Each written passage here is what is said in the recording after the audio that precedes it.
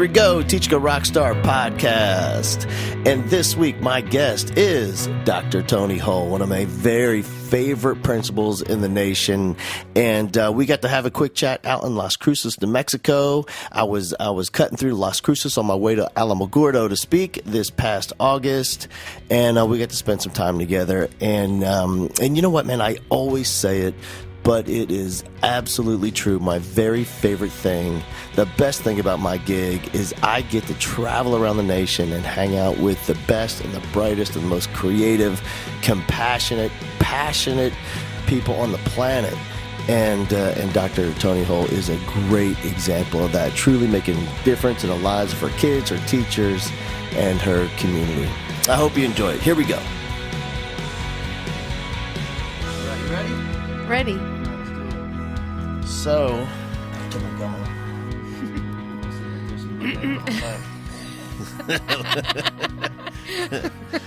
in what other job would that be a normal thing?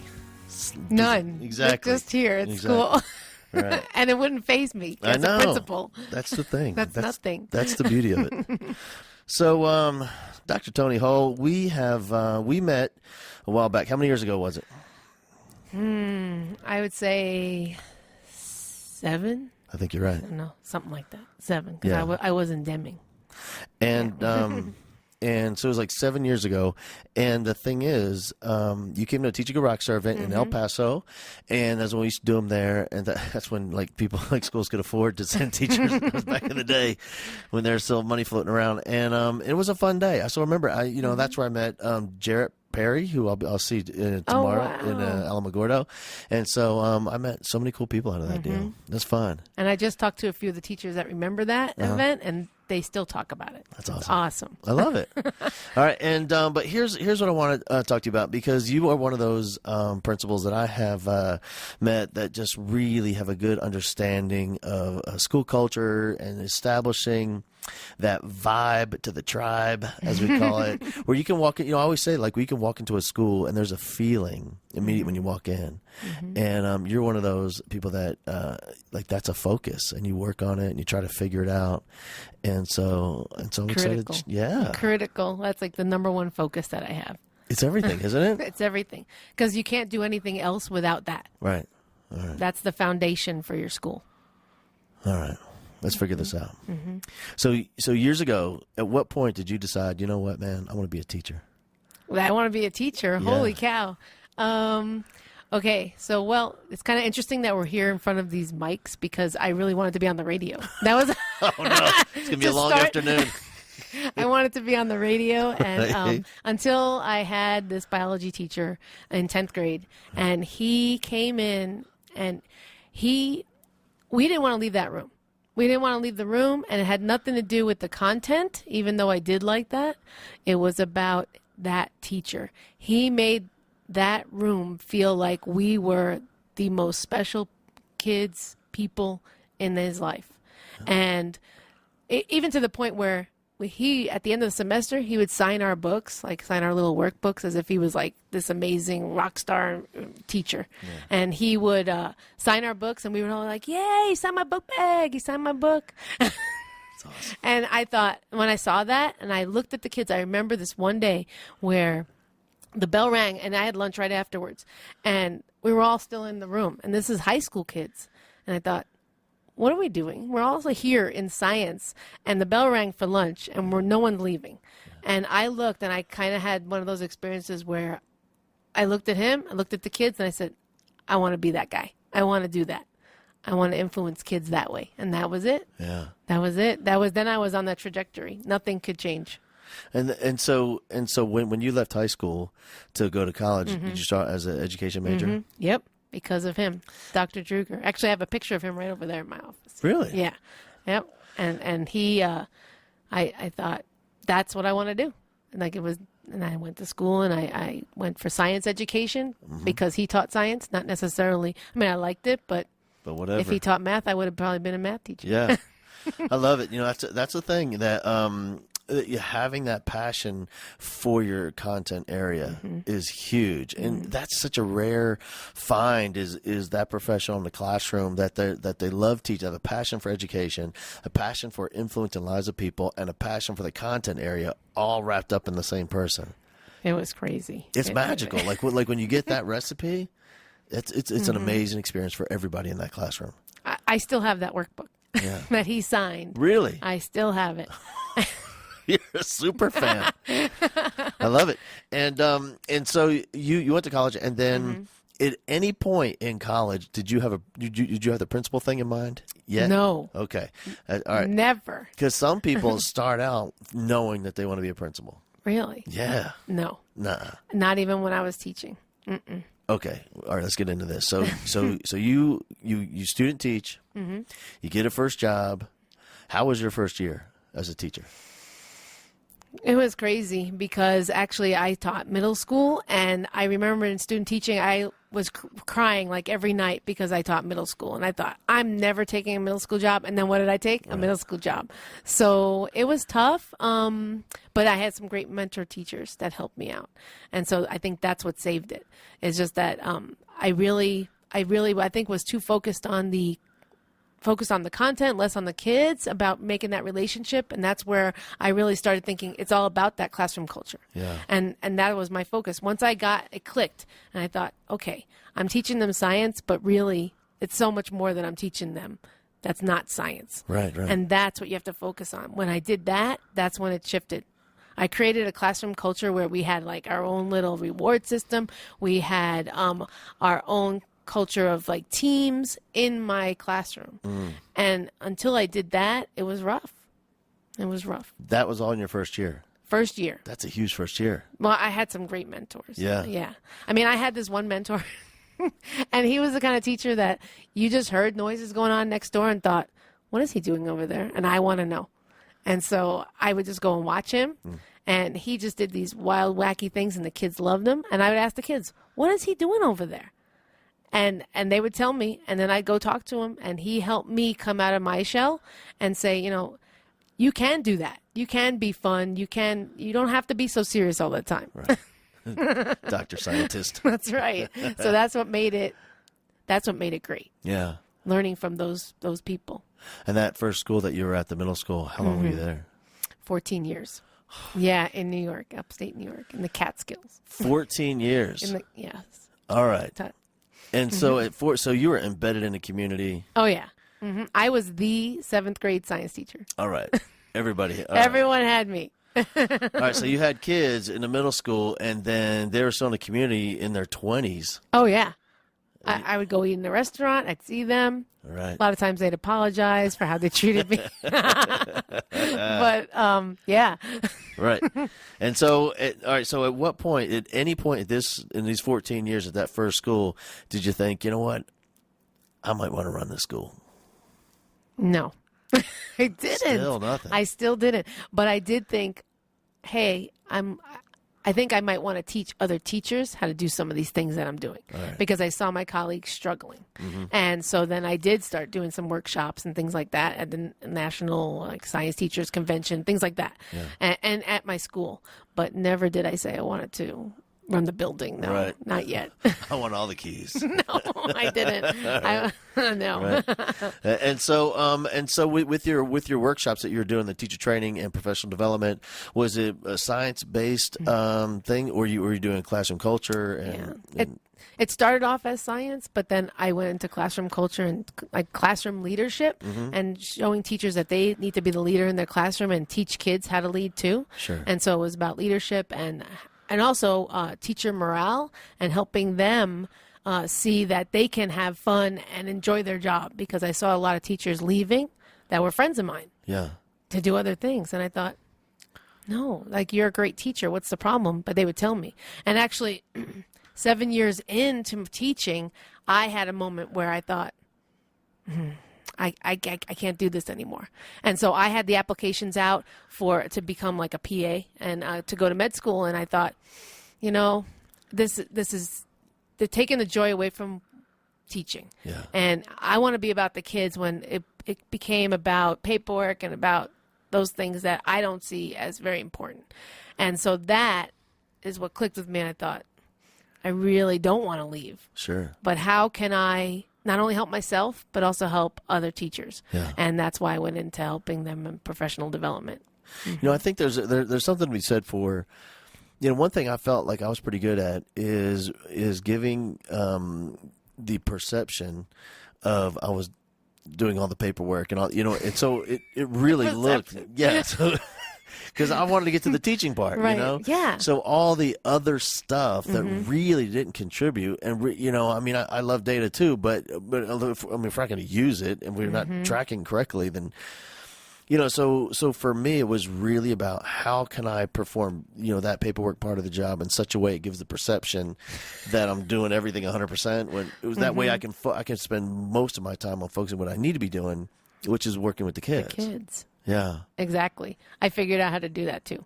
You have to. Yeah. And I think that the teachers that don't figure that out and they spend too much time on that part of it, that's the problem. You know, the difference is when we're focusing on what I have found with teachers when we really have a heavy focus on all the stuff outside of teaching, all that other nonsense.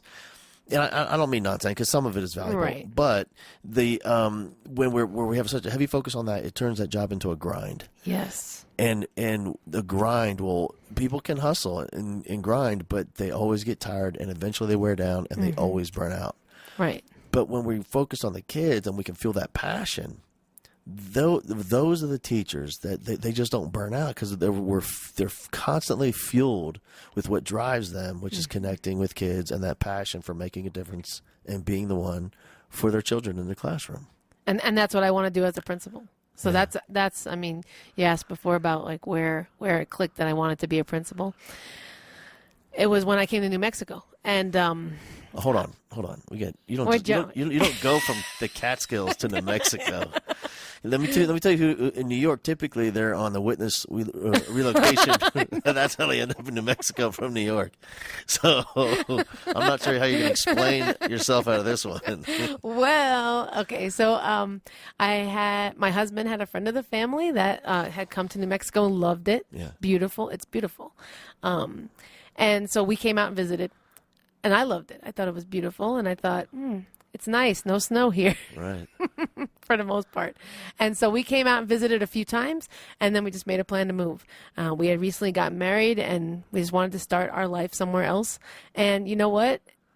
You kind of feel like you know where you need to be, and that's how I felt. And so I did want to be a department head back in New York, and I tried, and they actually looked. I had the administrators that were not very supportive, and they said to me things like, "You're a middle school teacher. You can't be the department head of this secondary school. Like, we have high school teachers here." And I thought, okay. Right. So it was kind of, it wasn't the right fit.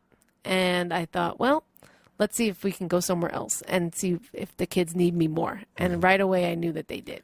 Sure. And I knew that they did when I landed in Deming.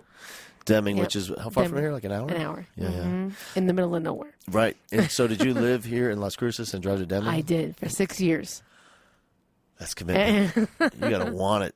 Those kids, they pulled at my heartstrings. I mean, that community is just so different, so specialized, where, you know, they have family members that can't cross the border, and then they live on one side and the parents live on the other, and you're doing Skype calls and trying to talk to parents, and they live with grandma, and it's just tough. Yeah. It's a tough community and very poor community, but the kids are amazing and they work hard, and they deserve the best just like everybody else. Yeah. And so I knew I was in the right place. And I had great administrators there that allowed me to be creative. Yeah. That's what I want to be for that teacher that's wondering, why do I do this job? It's a grind. No, I want them to say, I'm able to be creative. I'm able to be there for kids. And it's okay if I don't have my lesson plans done on time in the door when Dr. Hull comes by. Yeah. Right. You know? And so, and it was there in Deming that you decided that this is this whole principal thing. I decided that I wanted to continue becoming a leader, and I didn't know what capacity exactly. I just thought, all right, I need to influence more kids, more adults. And so I became an instructional specialist there, which, What's that you mean? know, it was like a coach for teachers. And so that was really big. And a lot of the focus I did was on culture and was on their own motivation and how they connect with kids and also how they connect with each other. And so I did that 6 years. 6 years. Yeah. Yeah. And so were you out of the classroom at that point and just focused full time on your coaching? I was. Okay. Yeah. So at this point, you know, this is one of those positions where I'm always interested because I've done that a little bit. I spent 1 year as a halftime teacher and halftime coach. And so I don't have a broad, population of people that I was working with, but the limited teachers that I had, it pretty much occurred to me right away that either I had something there to work with or I didn't. Yes. Either that, we talk about that. Like they're coachable or they're not. Yep. And you really can't coach someone that's not coachable. And for me, I don't know what your experience was, but they fell into two categories. One category was they just don't want they have the potential, they have it, but they, for whatever reason, they couldn't take constructive feedback or ideas, or it had to be their idea, or just with any outside idea, they just weren't there. They just couldn't make that happen. Or the other, they just didn't love kids, and I can't fix that. If they love their subject more than the kids, that's a problem. Yeah.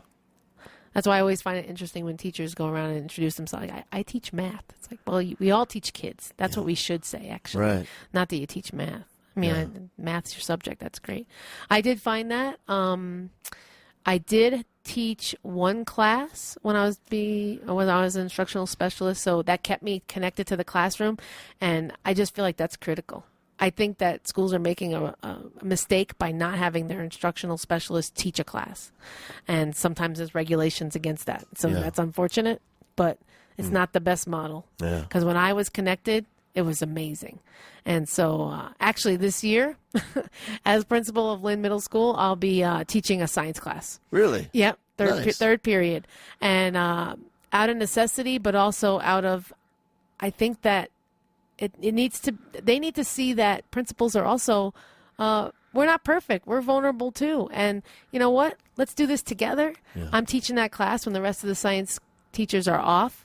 And so they can come in, we can tag team, we can do things together. It could be like their little playground where they can figure out, I'm not up to do this by myself yet, this activity, or maybe this room transformation, but let's do it together. Yeah. And so that's what's going to happen this year. Especially with this, as a teacher, having a classroom as an instructional coach, it gives you a mountain of credibility.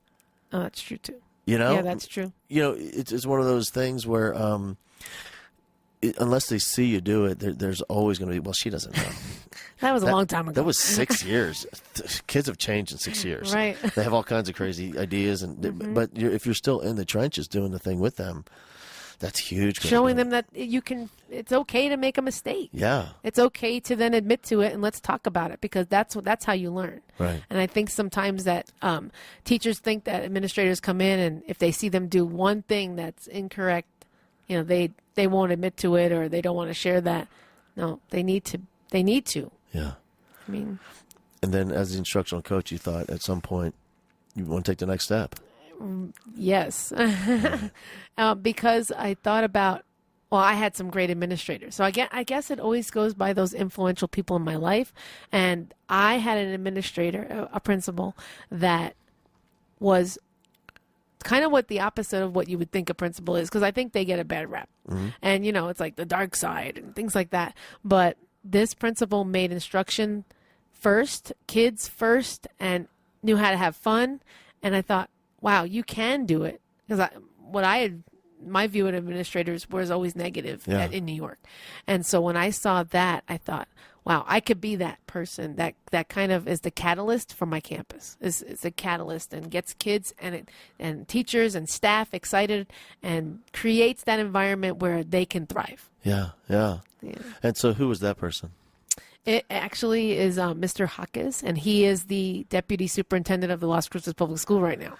So he is my deputy superintendent. So it's pretty inspiring. What school was he at? It was Mesa Middle School here in Las Cruces. All right, so and that's amazing. So you got fired up to be just a school leader at that point. Yeah. And then where did you into the dark side? And at what point did you step over into the dark side? So I was his instructional specialist. After Deming, I came to Las Cruces and became an instructional specialist for him, and then also taught science. He allowed me to do that, which was amazing. And we had an assistant principal that got a job as an assistant at a high school. He really wanted that, and there was an opening. We were sitting in his office, and I turned to him and I said, I think I want to apply to be the assistant principal. He's like, he almost fell out of the chair because we really didn't talk about it. I kind of just kept it to myself that it might be something I want to do because I had to feel like I was ready at that moment. And I got the job. So I was at the high school. No, I was his assistant principal at Mesa Middle. At the middle. Right. All right. So you're at the middle school, Yep. and tell me what was the biggest difference that was there a difference at all between what your perception of the job was and what it really was? Oh my gosh, yes, Yeah. Huge. I mean, I think teachers think that administrators just walk around and sit at their desks, and I don't know what they're doing. I really didn't know. Yeah. Maybe talk to some kids about some behavior issues, but hanging out, just having coffee, just sitting around having coffee and chit chatting. That's what I think. Talking with the secretary. Unbelievable. So the amount of responsibility, the amount of influence that you have, it just was mind-boggling. Yeah. And but it was such a cool feeling when you walk down the hallway and you know that you go in a room and you give a kid a high five and pat on the back and you give a thumbs up to a teacher because they just did an amazing connection with a kid, and you're that person that's cultivating that. Yeah. So, yeah, but it was definitely not what I thought it would be. Yeah, I think what I've seen in the past with it's just like teaching. I guess it really goes both ways. Where some administrators, really get caught up in the grind part and the data part and the paperwork part and the behavior part, and sometimes what I have seen is they forget about the kid part and the teacher part. Right. Really, I mean, that's the whole goal is supporting teachers, giving them anything and everything they need to make connections and love those kids relentlessly. Understanding that the kid's going to make mistakes and supporting that teacher and helping that kid and bringing them back together. And it's just such a huge role. And I think administrators do fall in that trap because I would much rather be remembered as the one that didn't get maybe every deadline on time, Right. but I was there for my teachers. And I took a whole day working with a teacher because they just needed me, or working with that kid, and I didn't get such and such handed in. That's okay. Yeah. That's all right. And I think that now this is my third year, so I think that people know that about me. Sometimes they have to remind me about things like that, but they don't have to remind me to smile at a kid. They don't have to remind me to go support a teacher. And so that's okay. Yeah.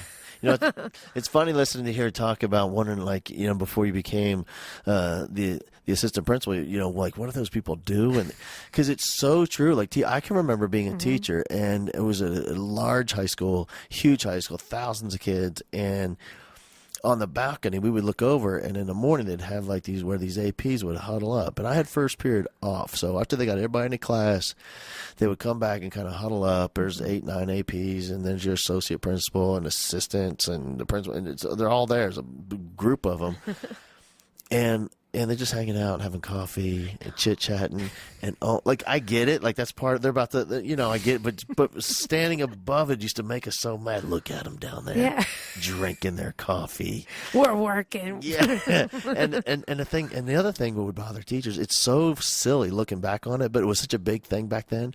Was they would order out. They could have food delivered to the school for their lunch. We didn't have enough time. No, we barely had time to eat. Or you'd try it, but then if the pizza's 7 minutes late, forget it. You don't have time. You just lost your pizza. That's right. Yep. And it to make teachers so mad. Oh my gosh. But teachers don't know how much we buffer them from. Right. Exactly. I also think of myself. It's important that I buffer my teachers from things that they don't need to worry about. Yeah. And so I work hard every day to be that buffer. Yeah. And because there are so many things that could come to them that they don't need to worry about.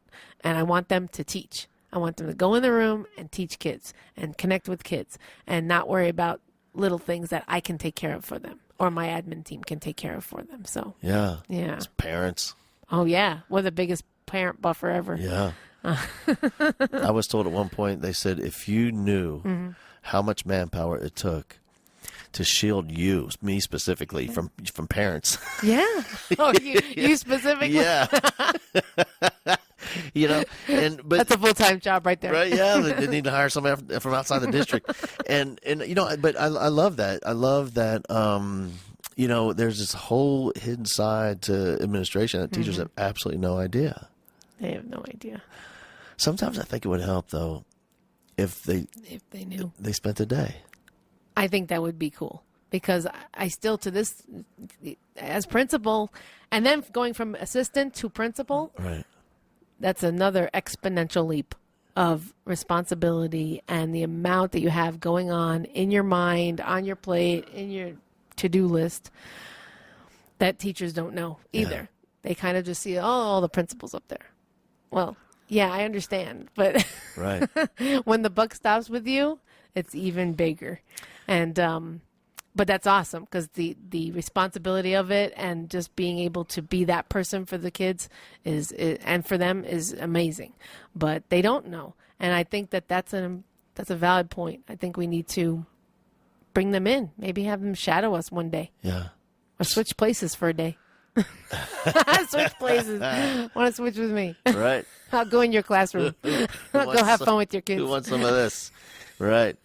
Just as the parents coming down the hallway. Exactly. Yeah. And, you know, because I think that's a great thing. You know, what I used to do a teacher swap between middle school and high school because there's so much complaining, you know, from 8th grade, you know, to 9th grade and 9th grade. And these kids aren't ready when they get to 9th grade. And so I took an English department and we did a whole week. Wow. And so the 8th grade language arts teachers went to the high school for a week. The 9th graders went down to the middle school for a week. And eye-opening. Oh, my God. They hugged afterwards, apologized to each other. We need to do that with the elementary then. It was fun. That would be. They loved it. Yeah. You know, because it's such a huge leap. Like for a kid, these are children. They're all children. But when these children come to the high school, and it looks like there's men and women in this place. That's you know? True. And it's just a whole different world. That's true. Yeah. And I think that same thing occurs between teachers and administrators, where this. They don't know. Yeah. They don't know. I think, and then I said the dark side before, I mean, but that's what they say. Yeah. That's what they say. They're like, oh, you did it. You went over to the dark side. But I think that it takes time to build that relationship with them where then they see how much you do shield them from, also how much you do talk them up. Yeah. I mean, we're the spokespeople for our school. And so that's a big part of being a principal is going out there and saying, you know, wait a minute, let me help you with that perception that you have because our teachers are awesome and our kids are amazing. Right. You know, in Texas, we have so many amazing football coaches, but I see the same thing in principals I do in football coaches, where like, you know, when the high school football team loses the big game on Friday night, the coach takes full responsibility for it. Well, you know, these kids put forth some effort this week, but the coaches did, you know, we let our kids down. We didn't prepare them as much as we should. They take all the, but when the kids win, they give it all to the kids. You know, those kids work so hard. Those, you know, but great principals do the same thing. I've noticed. Yeah, I just had actually a parent the other day because our scores came out just like, you know, every state has the test scores. And basically the parent just said, what are you going to do about these scores? What are you going to do? Right. Me? Alone? I mean. Right. So it's true. It's true. It really, we have to do it together. It's not me alone, but that's all right. I buffered the parent. Yeah. See that? doing your job, man. And so you do the assistant principal thing for how many years? 2. Right. One at Mesa, and then I got moved to another school because they downsized, got rid of another assistant principal, so I had to be moved to another middle school here in Las Cruces, and that was Picacho Middle School. And it's interesting. With a different principal. Different principal. Leaving my inspiring principal, but you know what? Moved to a school where that principal was just as knowledgeable and taught me some other things. Yeah. So I believe that you can, from every leader, you pull something. And so he was totally different than the first principal. But I learned some skills that I don't have in my wheelhouse about dealing with difficult situations and things like that. So that was it was good. I think that was a reason why that happened, because it really taught me how to deal with those situations that are uncomfortable to me. And because I'm usually the cheerleader kind of person, and I'm like, come on, let's do it. And if the person doesn't, you have to also deal with that, because kids are sitting in that classroom, and they need to have somebody in there that is committed. And so he helped me with that. And so that was a year. All right. And then a job comes open. Do they call you, or do you call them for that principal job? They called me. All right. And so after 2 years of doing the AP gig, they called you. And tell us about the school, because it was an interesting gig. Very interesting. Tell us about the first school. So, and this was about April of that year. What was the name of that school The originally? Mesilla Valley Alternative Middle School. Everyone was running to that job, you know. Yeah. Sign me up. You beat out dozens of high-quality applicants. Well, the interesting thing that's kind of interesting and scary is that I'm the person they thought of when that came open. They're like, She'll take it. Toni Hall. So the superintendent actually came and talked to me, and he said, you know what, I've wanted that school to be a project-based school, multi-age, and I've had this vision, and it just hasn't happened. And so I think you can make it happen. Yeah. You want to make it happen? And I was like, yeah, I want to make it happen. I mean, I actually went down to visit before I said yes. I went to visit the school, and this story just, oh my goodness, it was just so heart-wrenching. So I go in, I walk right in, and the building has this somber feel. Go right up to a kid, because I was there, and the previous principal was there, and the kid said to me, hey, Dr. Hall. And I go, hey, you know me? Yeah, I heard of you. I heard you're a really good principal. And I said, well, thank you. He goes, well, why are you here then? Because we're the dumb kids. Wow. And so, wow. I go, what are you talking about? He's like, well, nobody cares. We got sent here. Nobody cares. And why would you come here? And that's when I said, no, I'm here. I said, I'm here and I'm not leaving. I'm staying. And I said, you're not the dumb kids. I said, we're going to do this. And so went back and told them, yeah, definitely. I want those 45 kids. And they were tough. They were tough. I bet. That was a good moment. But then there were other moments that we had. And but I knew that they were speaking. When they did lash out at me, it was because of things that they were dealing with. Yeah. There's always an underlying reason. The kid just doesn't want to ruin your day.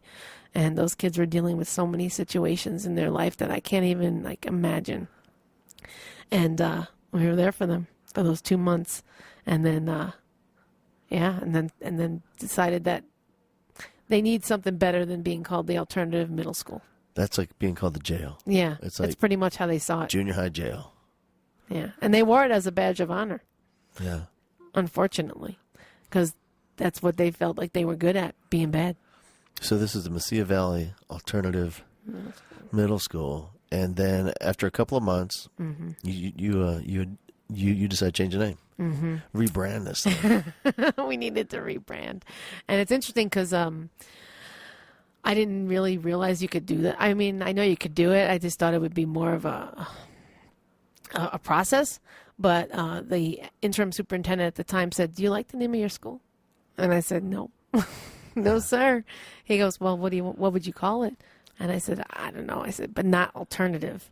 I said, I want kids to know that this is where they want to be. Like, this is their school. It's not just because they had to go to an alternative place. And so we had some parent meetings, and he helped me change the name. And parents had input, and students. And we were the Leadership Academy after that. Mesilla Valley MVLA. MVLA. And so it was born. Right. And so did you guys kick off the new year with the new name? So no, we did in our minds, but it wasn't officially changed till the board had to approve it. So in September of that year, so we had a month of just like teaching people about it, letting people know that this is what we want. And then we got a bunch of parents together, kids, and we went to the board meeting. All the kids presented. I said maybe 2 minutes, and they said everything else. And then the board voted on it. It's amazing. Yeah. It was, And so you rebranded it, and how long did it take for? Because you just don't change a name and everything changes. No. Everybody's thinking, "I'll just change the name. Done. His job's easy." And so, how long did it take for people to really start investing in the new identity and the new brand and the new feel of the school? A year, at least a year, because again, the kids that were there, plus maybe 30 others that chose to be there. But the kids that were there were put there. And they, just by changing the name, is like dressing it up, but they still felt like they were wronged. They felt like, why are we here? And we're the bad kids still. So, we had to, as a staff, really show them how much we loved them and that we wanted to be there because they were waiting for us to leave. They were waiting for us to leave, to go to another school. You're just going to be here for a little while, miss. I know it. I said, no. And then we were there every day. And so that's what did it, is our commitment to them because they knew that we weren't going to leave them.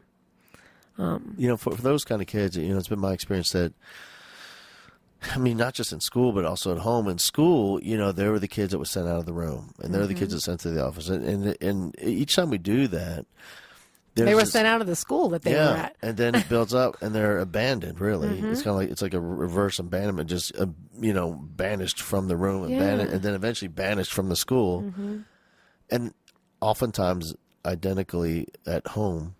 It's also happening. Yeah. Where, maybe a father's not in the picture, mom's not, or they're there, but they're not really there. They're physically, but not there engaged with the kid emotionally. And now they're just sent to a whole other school. Right. And that's how they felt. They felt like their home school where they live sent them off. And so they didn't have their own identity. They didn't have and so I wanted to create an identity for them because the school, alternative school, did not have an identity.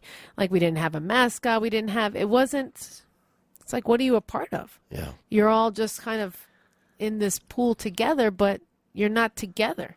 And so we created that. We got the kids together and said, what do you want our mascot to be? That was an interesting conversation. I bet.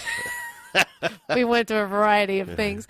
And so we're the Rockets. Yeah. And the kids chose that.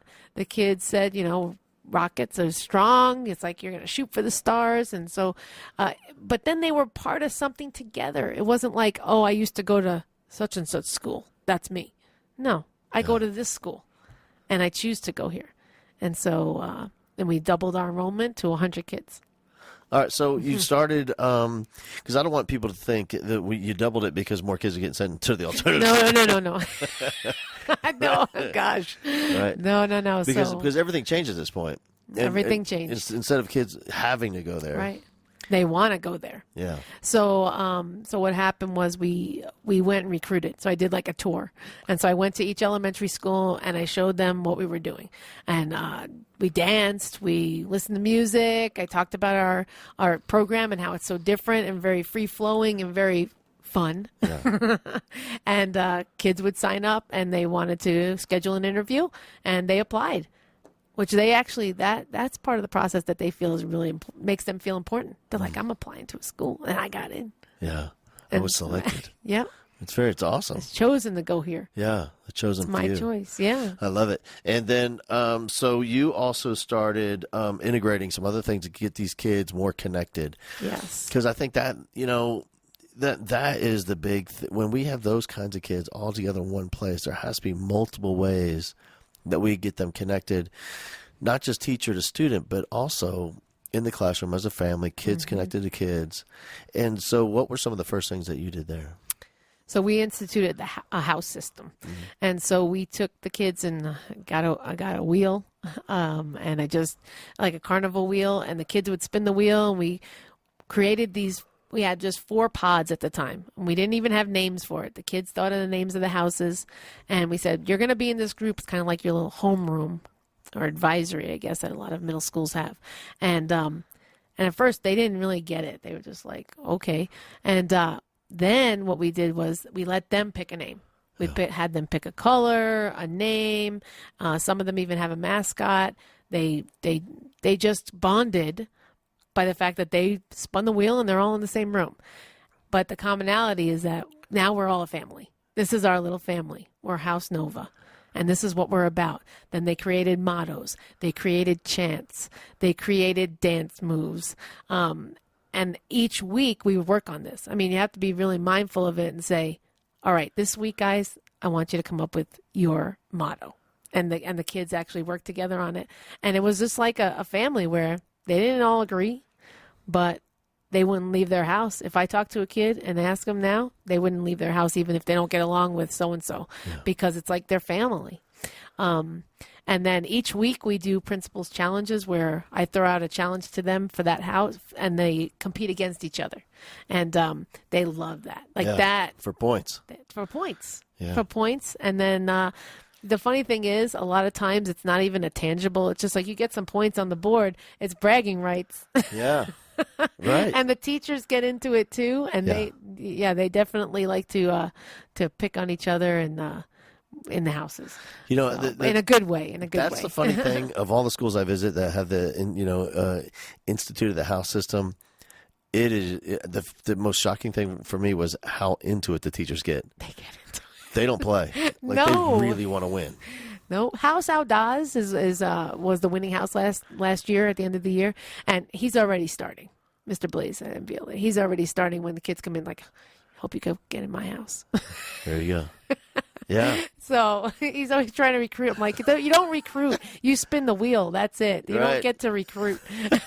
There's no recruiting here. It's all up to the wheel. Right. But that house system just revolutionized our whole culture. And then we're talking to kids that wouldn't normally talk to each other. I mean, you got the one kid that's really into sports with his other kids really into computers, and they would never speak on the playground or in the lunchroom. Right. But they're working together on a house challenge. You know what's interesting about that is when I go to schools, and I do my Be the One thing, and we put together a mixed group of kids that people are always concerned that these kids, that they don't know each other, they're not going to get along. But here's the thing. I know they will. I've never met these kids, right? I know they're going to get along. I know they'll talk to it. I know they'll interact. I know they'll play the games. And because I know it, they do it. I know. That is crazy because I can remember, when you came to Lynn, too, people thought that they're not going to do activities together. They did. Yeah, immediately, because I knew they would. It's just weird. It's that expectation that teachers have to set, too. Exactly. Like, because even in the house system, if teachers think they're not going to do it, then you're going to create that situation. But you're like, they're going to do it. There's no option to not do it. I know they are. You know that they are. Yeah, and they do it every time. Yeah. And it's never not happening because I know it will never not work. Right. And I think sometimes that is the challenge of working inside the school because kids on such an intimate level. Their personalities. It's almost as if you know too much. Right. And so you bring down the expectation or you limit what's possible. I don't know anybody, so there's no limits. Everything's possible. But teachers need to do that every day and start fresh. So even if one student had a problem the day before, that next day that they're going to do it. Brand new day. Everything's erased. So every day's a new day at MVLA. Yeah, I love it. Yeah, that's in my mind. That's really how it works. At the stroke of midnight, the board's erased. And we start again. We start fresh. We start new, and it's a new day. Here we go. And it's tough. It's tough for teachers. Yeah. But I think principals need to remind teachers, and that's what my admin team's about. Every day, remember, it's a new day. And that kid that did maybe the worst thing yesterday, he gets another chance. Yeah. Because I want to make those mistakes here in middle school and not in life. I mean, so at least he can see that. Yeah, they believe in me. They think I can do it. They think I can do it. Yeah. And even when the kid gets in trouble, like for me, the one I always remember was I'm talking. This is probably my first month of teaching, and of course I was struggling. I don't know what I was doing, and teaching a whole bunch of classes I never thought I'd teach because it's a tiny little school. And the kid, we're yelling back and forth, and he ends up leaving, and it's Friday, and I'm just stewing all weekend. I know. I'll tell you what I'm going to tell that kid when he comes. I had notes written about what I'm going to tell him, and he gets back on Monday, and I said, I need to speak with you. He's like, hey, what's up? And I'm like, don't what's up me. And he's talking about, I was asking about your weekend. Well, don't ask me about my weekend. We need to talk about what happened Friday. He goes, what happened Friday? He had no recollection. Yeah.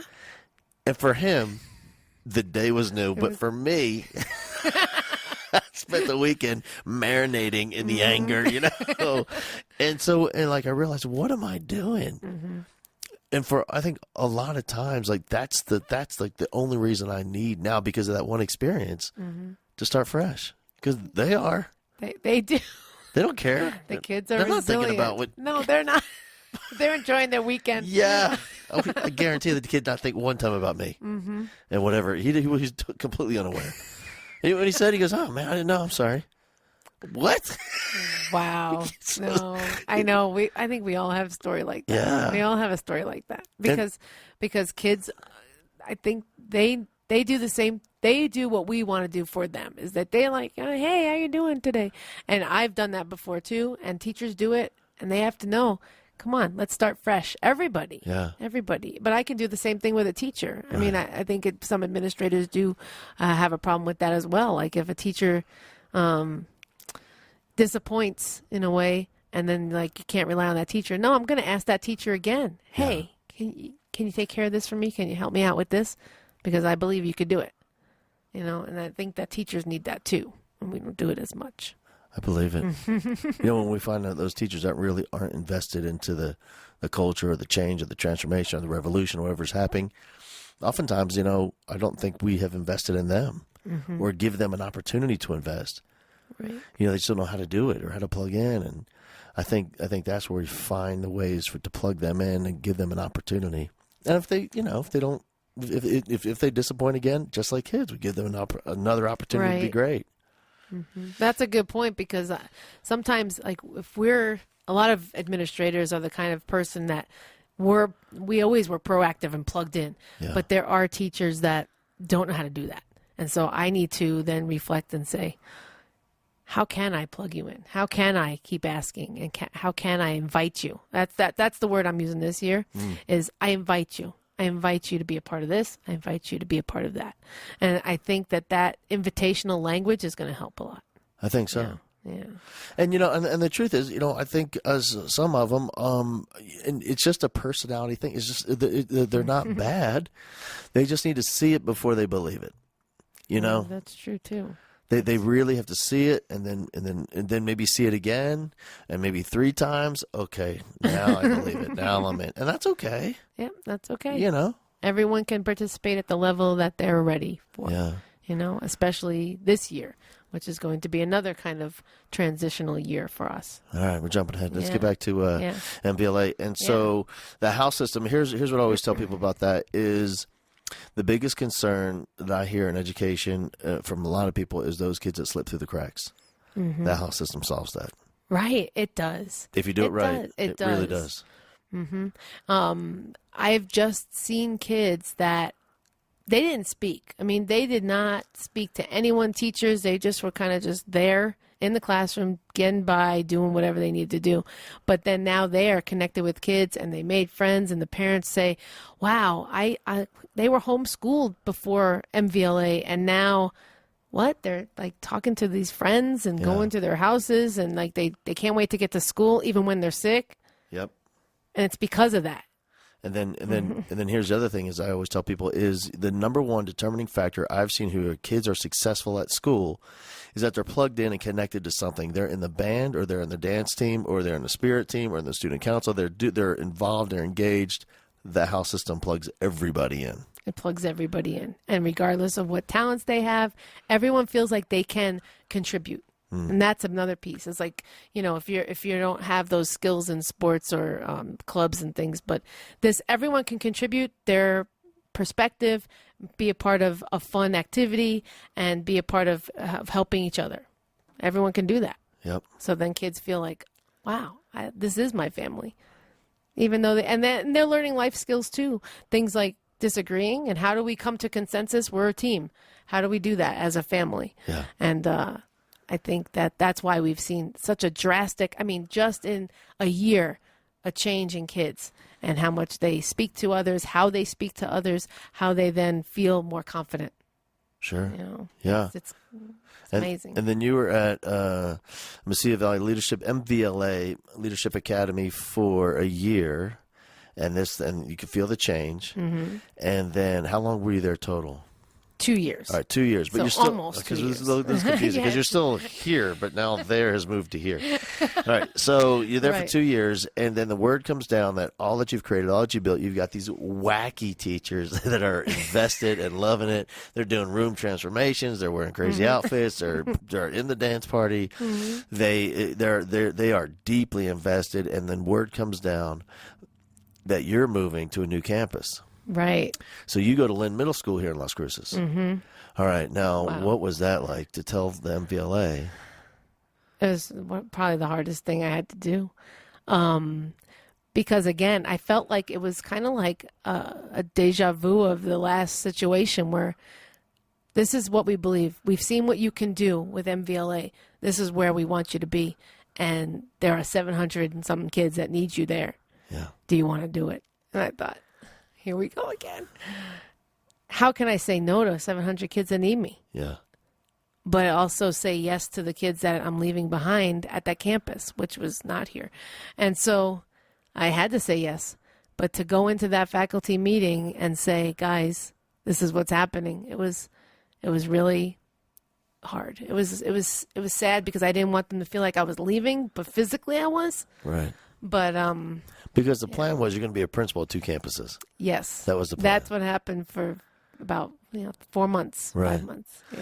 And so had word leaked out to those teachers that you're going to be split and moved to another campus? Had word leaked out to them, or when you told them, was that the first time? That was the first time. Yeah, I actually had to. I kept that secret for at least a week. And that was really, really hard because I really needed to figure out the best way to tell that to everyone and the kids. Yeah. They want to see their principals every day. They do. Whether their kids are getting in trouble sometimes, every kid wants to see their principal and they want to see their presence every day. And that was really difficult. So we figured out how to tell them and get someone in there that could kind of sub for me, I guess. Yeah. But it still wasn't the same, and I just felt torn. Yeah. It just doesn't work, because anybody's going to be subbed in or plugged in. They have their own personality, and they didn't sculpt this piece of art, but they're going to try to be the curator of it. It just doesn't work. And parents, they were kind of upset too because, they wanted the person that created that. Which I believe, though, that, as a good leader, you got to bring up leaders that can then continue on the legacy. Sure. But still, they're going to do it in their own style. They're going to do it in their own style. You're right. That's true. Yeah. Yeah. So, I would go as much as I could. It's about a 15-minute drive from here. I'd go as much as I could between the 2 campuses and make sure that the kids here knew that I wasn't leaving them, because that's a big one. Yeah. That's a big one, especially, again, like we talked about the alternative school before. Kids, they think that you're leaving them, especially when they're in poverty, and this school has seen so many administrative changes in the last 5 years. And so they thought I was leaving. So when I wasn't here, they're like, oh, she's not coming back. There's another one. We got her. And it's interesting, too. I did see behaviors where they don't want to be connected because they think I'm leaving. Yeah. And so that resistance to connect with me is just because they don't want to then lose out or feel sad when I go. And I think as they saw I kept coming back, and when they walk through those doors here in another week, they're going to be like, she's still there. There she is again. There she is. She didn't leave us. What's wrong with her? I can't wait till they see that. I just can't wait to smile at them and say, I'm here. I'm here for you. I told you. Yeah. And sometimes administrators don't have choices in where they go, but I just, when you feel like I'm going to fight to stay here with these kids. Yeah. Because these are my kids. and MVLA now, they're all together. All right, so here we go. This is the crazy part. So you're bringing. So what the decision came down that once you moved over here, you're going to try somehow to be a principal on 2 campuses that are 15 minutes away, and I can't imagine why that wasn't going to work. And then they decided, all right, here's what we're going to do. We're moving MVLA. How many kids you got? 110 maybe. 110 kids. To your middle school, to Lynn Middle School, which has 720 so far. so far. Yeah, you'll be up to 800 in about 2 weeks. And then, and so we were going to house 2 campuses in the same building somehow. Crazy. Yeah. When they said that, like, I wasn't even thinking of that. I guess I just didn't think of the long term. How would I run 2 schools and 15 minutes away? But it was happening, and I thought, when they said that, I thought, oh no, how is this going to work? Yeah. I mean, I was kind of worried, definitely. But we have room in this building. Yeah. And so they need their principal. And now I just walk down the hall instead of drive 10 minutes, 15 minutes. It's a whole different school down the hall. A whole different school. Totally different. Yeah. Totally different. When it comes to schedules, when it comes to academic programming, totally different. And I think that's part of the organic nature of how we're going to do this, is like we're just figuring it out. And but it's about doing great things for kids. And if there's a Lynn kid that might benefit from learning the MVLA way of learning, let's do it. Yeah. And I already have some kids, parents have come in over the summer and said, I think that's what my kid needs. Yeah. And vice versa. I think so. Yeah. You know, some kids really do thrive in a very structured, single file, alphabetical order. That's cool. You know, awesome. Go do it. And, you know, it's helped that kid, but also there are other kids that really thrive in that more collaborative learning space where the kids are interacting and they're, you know, and if they're learning, well, maybe we don't have to break for class just yet while we're deep into this, you know, and have more flexibility. And some kids thrive in that too. And that's what MVLA is about. Yeah. Now, ultimately, I do think the majority of kids don't learn in a traditional structured environment. And how can we transform a big traditional middle school, into a more active, inspiring learning environment where pretty much most kids want that? Yep. You know, and so that's part of the mission too. Yeah. It's not to maintain keep doing what we're doing kind of thing, but how can we transform both campuses? Because MVLA is still transforming too. It still is. Yeah. We haven't figured it out, and I think in education we don't figure it out. We have to continue to evolve because the kids change, you know, each year. I see those, especially little boys, girls too, but specifically, oftentimes I see those boys are just wild, and they got to move, and they're in 7th grade, and they got to get up, you know, and to see those kids, and oftentimes I hear they're being trained to learn by sitting down behind and looking at the back of somebody's head in front of them, and you know, and the argument is that, well, this is good because this is going to teach them how to have a job. And I'm thinking to myself, that boy right there will never have a job sitting.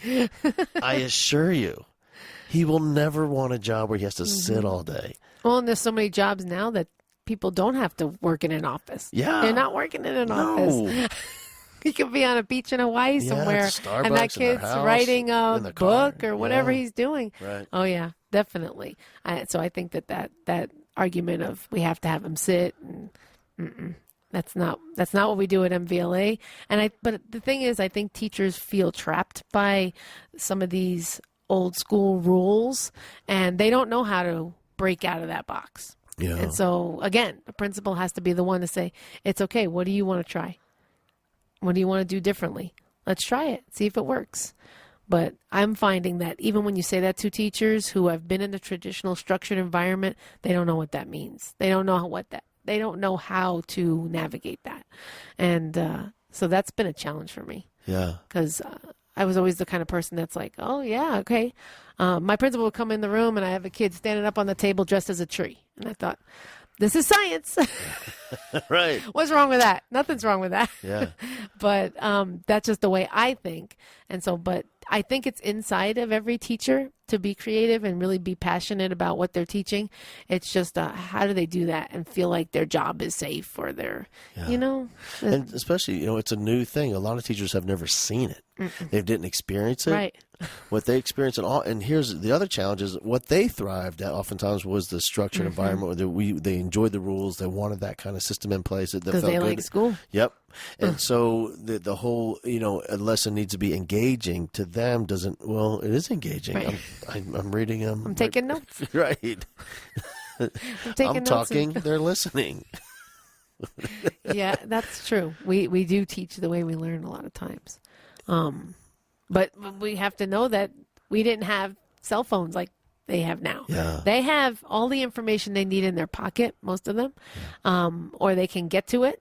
And so we have to be teachers and administrators need to create that environment where they're using that information to do something.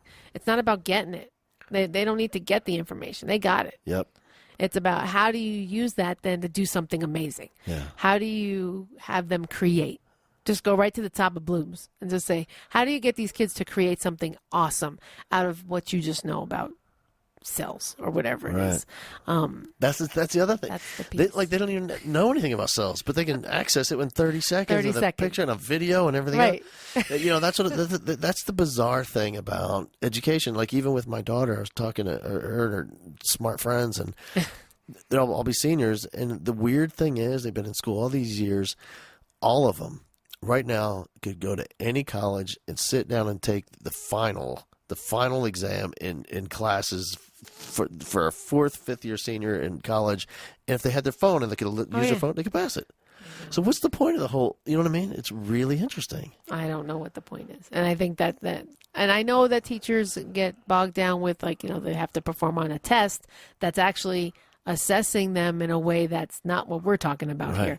I mean, but it's more important that they take that information and do something with it. Do some community service or create a project that's a real world application that they can then use. I mean, those are the kind of things we do at MVLA, like when we did our Shark Tank. Why are we could teach them all about, business and how do you create the profit loss and the price for your item. Instead, let's do Shark Tank. Yeah. And then kids are like, oh, I guess I got to learn that part. I got to figure that part out. And then I got to pitch my idea. Instead of, let's write an essay, everybody, on a pitch. Let's everyone write an essay about your product. No. So, because that's a real world, they see the importance of it. They see the relevance of it. Yeah. That's when it gets really exciting. As a teacher, I think, too. But they just need some support as to how to do that. And sometimes also principals have to just reassure them that that's what it's learning's about, not about that test that they have to take. And it's a safe place. Yeah. This is the school, and your classroom is the place where you can do those things and take a risk. One of my the final school I worked at, when I sat down for the interview, and he didn't hire me right away, so he said, "No, let me think about it and I'll give you a call." And so I sat outside of his office and stared at him through the window. What? And he came out. He goes, "Are you going to stay here all day?" I said, "Yeah, I am." Wow. Well, that showed you really wanted it. So of course. And so and I knew I was in the right place when he told me, after we shook hands, all right, that he told me he'd much rather me apologize than to come and ask for permission to do this. Just do your thing. Right. He said, "I trust you. Just do your thing." And I thought, all right, I found it. This is my That's kind of the place. greatest. Yeah. And I think if more teachers had that and had some examples that they could see of what engagement looks like and what fun is about and the collaboration, because I think you're right. We talk about it a lot of times, but again, for a lot of people, just like kids, teachers, they have to see it if they're going to be it. We got to show it if we're going to grow it in that teacher. And they don't know what that looks like. Yeah.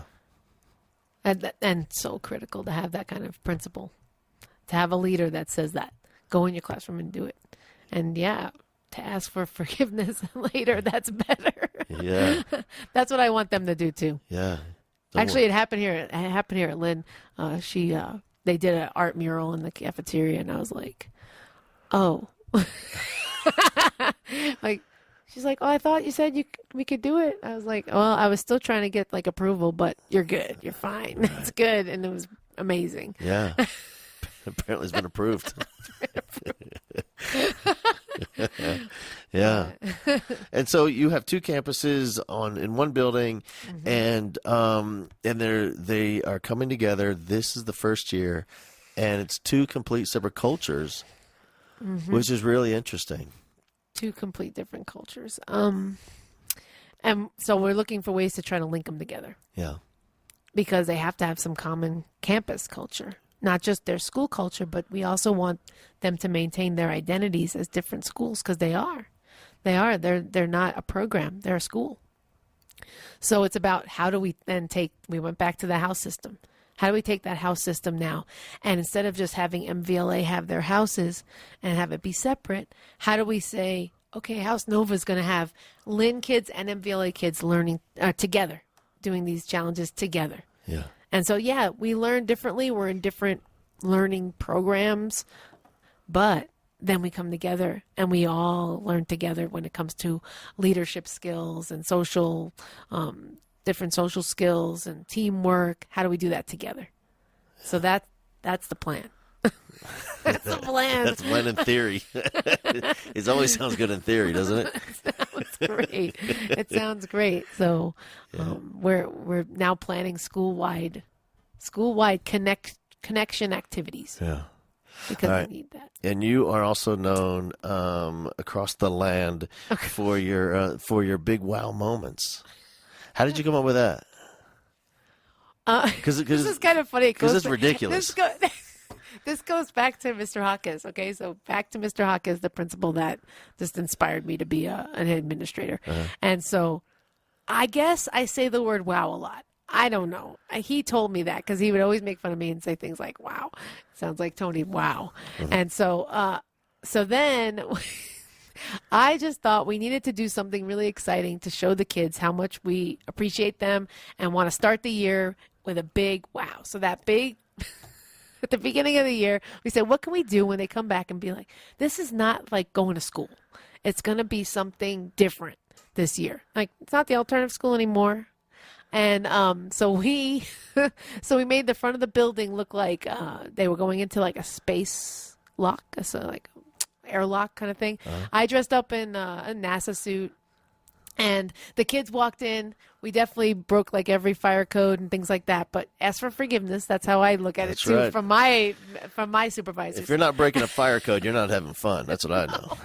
The kids, we blacked out all the windows in the small building that it was, and poked holes so it looked like stars. And the kids walked through this space lock, and there was like crazy lights, looked like they were moving into space. They came out and they were like in orbit because all they saw was black and little tiny stars. And it was just outstanding. It was amazing. That was our first big wow. And so, and here's what I love about these big wow moments, in that bringing those to a campus for the first time. What I love, since you are kind of heading it up, it gives teachers an invitation to invest in a moment that we're creating for kids. Yeah. And once they do that, and they can feel the fun the kids are having and feel the difference that it makes in the lives of the children. I hope that's the infectious part. Yeah, that's when you get them. Yeah, because they are crazy. I mean, we have parents go through. Parents want to see it, and they were in shock. They were kind of like mouths open, wondering what kind of school is this going to be? What's my year going to be like? And then we did another one in January. Big wow. We have small wows throughout the year, but that was a big Academy Awards and entrance. Paparazzi. Yeah. Doorman, red carpet, and all that. And so this year, we're going to bring it together for Lynn too, because Lynn kids have never seen something like that. All right. Since this is going to come out after. Is it going to? Okay, good. It'll be good. weeks from now. So it's okay to tell them. Okay, so the big wow for our Lynn campus. It's so Lynn funny. MVLA. It's so serious. Like you're going to keep it a secret. You wouldn't even tell me. I love it. All right, so.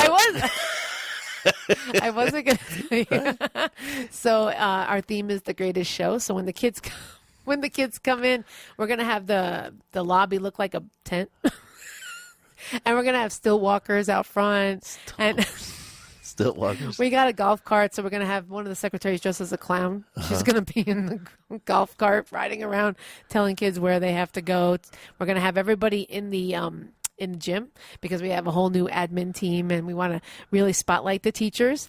And we're going to call them up and call them out and say hi and introduce ourselves. And then we have a flash mob planned. Nice. So if everyone's learning the steps to the greatest show, we're going to be flash mobbing it. And yeah, we all have our top hats, and we just want to invite the kids to really realize that this is going to be the greatest year that they've ever had. Yeah. And setting it up, and that's setting it up, you know, that's what I love about it is two things I love. It is a memory that they'll have for the rest of their lives. They'll never forget stilt walkers and drummers and clowns and flash mob and we're here to kick off the year, you know. Right. And also it really does model what you hope for our teachers to do in the classroom. That's right. That's right. Yeah, I want them to see that we can be silly and we can have fun, and we know how to learn. But we also know how to have fun, and we do it both like to the highest level.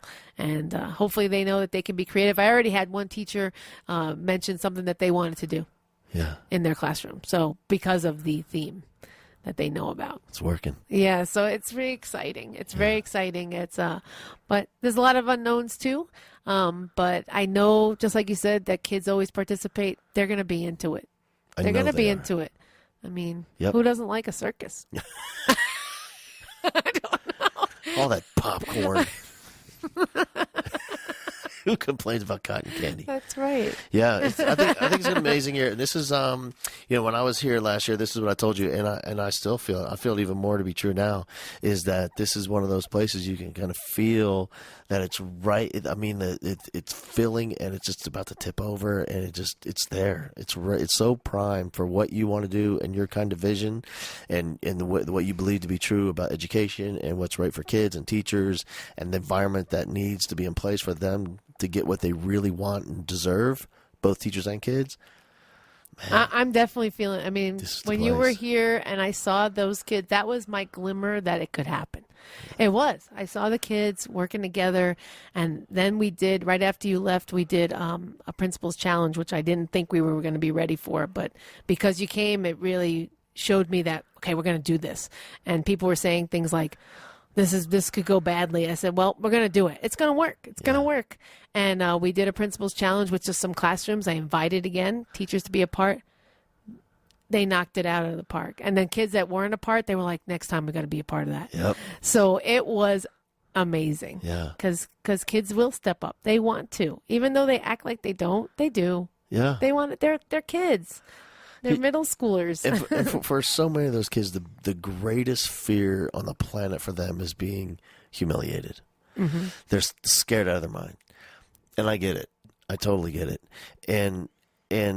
But giving them an opportunity to do something amazing. And maybe you're right. You know, the first time they don't do it, and that's okay. Mm-hmm. But once they see everybody else is into it and loving it, and they being silly. Yes, and it's okay. It's okay. You know, like we're trying to embarrass ourselves. We're really trying to be ridiculous. That's right. It's amazing. That's right. Yeah, that's how I feel. I see as they see more and more, and as teachers see more and more, they'll jump on board to the level that they're comfortable, and it's going to be great. Yeah. You know, and as we'll work through the challenges together, but we have to come together. Sure. For our kids. Yeah. And so the house system is going to kick it off for the first time. Yes. And kids are spinning the wheel. They're spinning the wheel this week. I can't even believe it this week. Yeah. So they're spinning the wheel. They're going to find out what house they're in. They have no idea what that means. But who cares? Some of your teachers have no idea. They have no idea what it means. Yeah. But we're spinning the wheel. Teachers are already using the word house. And they're already saying when we get the house. And so they're going to come to school the first day, the sixth graders, because they'll already have their house, and they're going to be like, I already know what house I'm in. You don't. Yeah. I know that's going to happen. Yep. And we just have to continue to believe that it's going to happen. And I think that that's what we have to know. Our kids, we have to expect more than we do from kids. We have to expect more because we tend to expect less. We just tend to expect kids to, they're not going to want to be into it, but they are. Because if we set that expectation, they're not going to want to let us down. I'm telling you, I have 100% belief. I know they'll be into it. I know they'll love it. I know they'll do it, and they do it. Yeah, I'm excited. We're all very excited. And I think people will be sucked into the positivity and the excitement of it all. Yeah, and what's also about it, the kind of the plans that you have, it really gives teachers an opportunity to love it and jump on board. Or like we always talk about, the second best thing happens is that a good teacher realizes this just isn't for me. It's just not my environment. They're not a bad teacher. They're self-aware enough to know this. I'm a great teacher. This just isn't a good fit for me. And there's schools everywhere that would be a better suited for what I want to do. Because this is one that takes effort. Like this takes fun in school takes effort. And it's a different model. It's a different model. There are some schools, even within Las Cruces, there are different demographics. And we know the population that we serve right here needs it more than ever. Yeah. More than ever. They have so many challenges that are beyond, like I said before, what we can even imagine. And so they need that connectedness here where they don't always have it at home. And even if they do have it at home, they still need more of that here. But that's why we're all different. We don't want not every school's going to be the same. And so people need to find where they need to be. And all kids learn differently. So I just believe that this is going to work for our kids. And that's what they need. Yeah. I love Even though it gets the adults out of the comfort zone a little bit. That's okay. That's okay. Yeah, nothing wrong with that. And principals out of their comfort zone. Sure. I'm lip syncing too on Wednesday. Of course you are. Why would you not? We're lip syncing the admin team to the faculty. So the faculty just comes back on Wednesday, and we already have it set. We have 2 kids, too, to be a part of that. And we're all lip syncing a song. What song? It's called A Million Dreams from The Greatest Show. Uh-huh.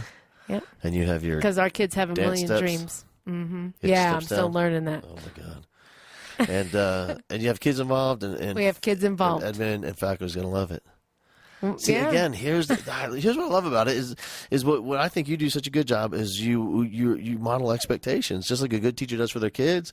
Great principals do that for their teachers, and we're not asking anybody to do anything that we're not already doing. That's a good point. I think of that. Yeah, we're all doing it. Yeah, of course. Yeah, look how ridiculous I am. I'm being silly too. I'm lip syncing. Yes. That's true. We're all doing it. All the admin. Yeah, and so of course we now in the mind of a teacher, you have just earned the right to ask them to do things too for kids. Yeah, and we hope it also hits. And we know that every teacher has within them, in their heart, there's a reason why they went into this profession. Yeah, it's not the pay. It's not the summers off. There's a reason why, and by having those kids be a part of it, we knew that they had to be a part of it. So that was an interesting call to call the parents. And, can we, do you think your child would like to lip sync with us? They're like, what? Lip sync with the principals? Yeah. That's the favorite part for teachers is when kids are involved in these types of things. Yeah. I got to tell you, when I show up and do convocations and do back to school speaking stuff, anytime I see they'll have the thing, it'll be like 3rd grader Rolando so-and-so is going to, oh no. Bring the tissues. I gotta follow a 3rd grader. Oh. So, yeah. They'll bring the house down, man. They're amazing. And teachers love it. Yeah. Yeah, anytime we get kids involved in those types of things, it's awesome. Yeah. All right, well, thank you so much. Thank you. I love you. I love that you said yes, and I love your school. I'm such a huge fan of you and all that you have going on with your kids and your teachers, and I cannot. This is one of the schools I cannot wait to see the progression over the next couple of years. Well, thank you. I hope you come back and be a part of it. Listen, I told you this isn't a gradual trajectory. I told you that before. That I'll see schools. Oh, that's okay. They're on a kind of good. They're on that 4, 5, 6 year plan. That's cool. This one's steep. I really believe it. Well, we're ready for that ride. Let's bring it on. We're ready. Yeah. We're ready. It's going to be great. All right. Thank you again. Thank you. You're awesome. Thank you.